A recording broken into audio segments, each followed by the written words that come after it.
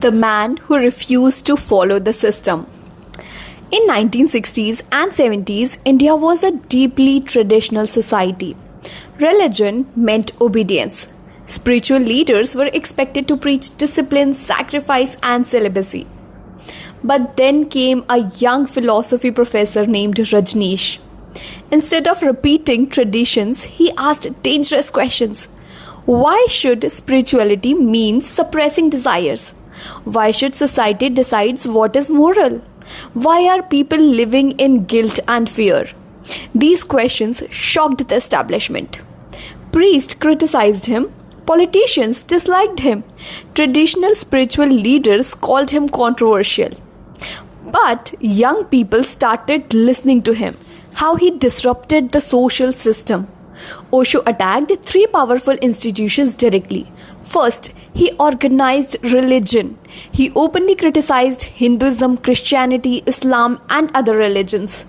He said truth is not found in temples, churches, or scriptures. It must be experienced within yourself. For many people, this was revolutionary. Second, social morality and sexual taboos. At the time when talking about sexuality was considered shameful in India, Osho spoke openly about it. He believed repression creates psychological problems.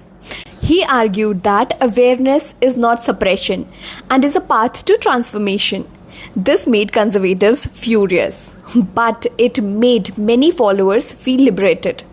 Third, authority and tradition. Osho encouraged people to question everything: parents, teachers, religious leaders, political ideologies. He said, "My message is not a doctrine, it is a rebellion." Why he became so popular despite controversies, thousands of people from across the world came to listen to him. His popularity grew because he spoke like a philosopher but joked like a storyteller. His talks mixed psychology, spirituality, and humor. He addressed modern problems like loneliness, stress, and identity, sexuality, and freedom. He created new meditation techniques like dynamic meditation, which allowed people to release emotions physically before entering silence. Young Western seekers in 1970s especially loved this approach. The movement that spread worldwide. By the 1970s, his ashram in Pune became an international center. People from Europe, America, Japan, and Australia came to live there. Later, his followers built a massive commune in Oregon, USA.